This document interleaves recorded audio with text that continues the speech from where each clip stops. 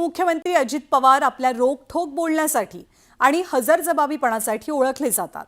जे पोटात ते ओठात हा दादांचा स्वभावगुण अनेकांच्या परिचयाचा आहे आणि दादांच्या याच मोकळ्या ढाकळ्या स्वभावाची प्रचिती आली कर्जत जामखेडवासियांना।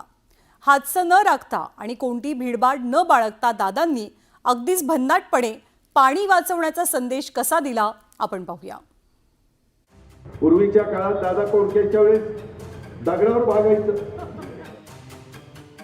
काय तर किती वर्ण ब्रह्मदेवाला ब्रह्मदेव तरी सगळ्याला पाणी पूर्ण अशक्य होईल। पुढं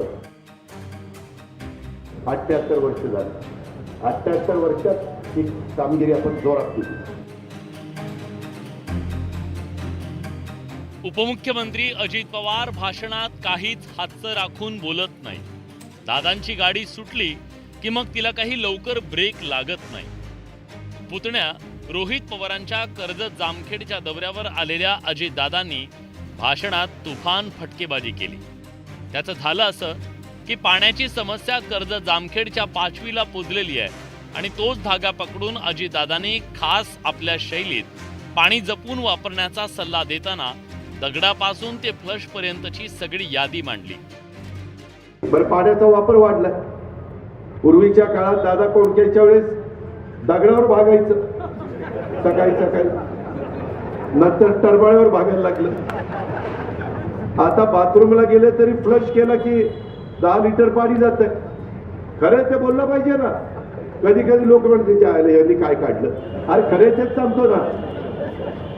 त्यामुळं बाबांनो, आता पाण्याचा वापर आपल्याला जपून करावा लागेल।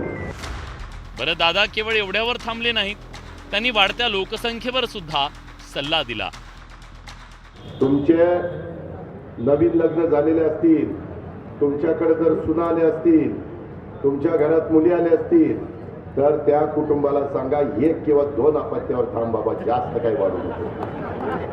नाहीतर किती वर्ण ब्रह्मदेवाला ब्रह्मदेव तरी सगळ्याला पाणी पूर्ण अशक्य होईल। पुढं आता आपण चौपट झालोय। अजून स्वातंत्र्य मिळून किती वर्ष झाली बघा, 75 आणि 3 78 वर्ष झाली। 78 वर्षात ही कामगिरी आपण जोरात केली। एकीकडे कर्जत जामखेडमध्ये अजित पवारांची तुफान फटकेबाजी, तर पुण्याच्या बालेवाडीत अजितदादांचा चांगलाच पारा चढला। पुरस्कार सोहळ्यात आयोजकांनी अजितदादांना भाषणासाठी कमी वेळ राखून ठेवला, त्यामुळे दादांनी त्यांची चांगलीच कानउघडणी केली। तर राज्याच्या प्रमुख त्यांना, आणि आम्ही दोन्ही उपमुख्यमंत्री एक तर काही अडचणीमुळे येऊ शकले नाही, आम्हाला दिली 4-5 मिनिटं, 4-5। आता 5 मिनिटात काय बोलायचं? त्या दत्तामामांनी आम्हाला हे पाहिजे, आम्हाला ते पाहिजे, बरं बोलायचं म्हटलं तर वेळ जातो आणि त्याच्यामुळं 4 मिनिटात 5 मिनिटात कुणाची नावं घ्यायची, कुठल्या पुरस्काराचं अभिनंदन करायचं, क्रीडा विकासाच्या बद्दल जो काही आपण प्रयत्न करतो त्याची काय माहिती द्यायची। काही दिवसांपूर्वी मुंबईतल्या कार्यक्रमात अजित पवारांच्या भाषणाला कात्री लावण्यात आली, त्यामुळे अजितदादांच्या नाराजीची चर्चा रंगली। त्यावर पत्रकारांशी बोलताना अजित पवारांनी नर्म विनोदी शैलीत टोलेबाजी केली।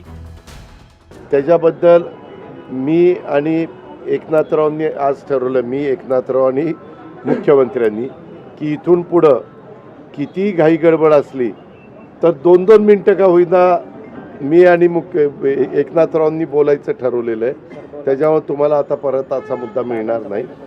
अजित पवार हे रोखठोक आणि हजरजबाबी स्वभावासाठी ओळखले जातात, त्याची प्रचिती कर्जत जामखेड आणि बालेवाडीत दिसून आली हे नक्की। Bureau report, news 18 Lokmat. सक्तीची करण्याच्या विरोधात मनसेनं आक्रमक भूमिका घेतली आहे। आज मनसेनं ठिकठिकाणी आंदोलन सुद्धा छेडलं, सोबतच विरोधकांनी सुद्धा हिंदी सक्तीच्या निर्णयावरनं सरकारवर टीका केली आहे। उपमुख्यमंत्री अजित पवारांनी विरोधकांना टोला लगावला। बाकीच्यांना सध्या उद्योग नाहीयेत, काम नाही ते वाद घालतात, असा त्यांचा टोला होता आणि या विधानाबद्दल मनसेनं सुद्धा दादांवर पलटवार केला। भारतामध्ये अनेक राज्यांच्या मध्ये हिंदी पण चालतं। काही जण म्हणतात ती राष्ट्रभाषा आहे, पण त्याच्यावर वाद आहे। मला त्या वादात शिरायचं नाही। हे बाकीच्यांना सध्या कुणाला उद्योग नाहीत ना, काम नाही ना, ते असले वाद काही ना काही घालतात आणि त्याच्यातच ते वेळ घालवतात। जर अजित पवार साहेबांना वाटत असेल की राष्ट्रभाषा हिंदी आहे तर मला असं वाटतं परत पहिलीपासून त्यांनी धडे घेतले पाहिजे. कारण मुख्यमंत्र्यांनी त्यांना शाळेत पुन्हा पाठवलं पाहिजे.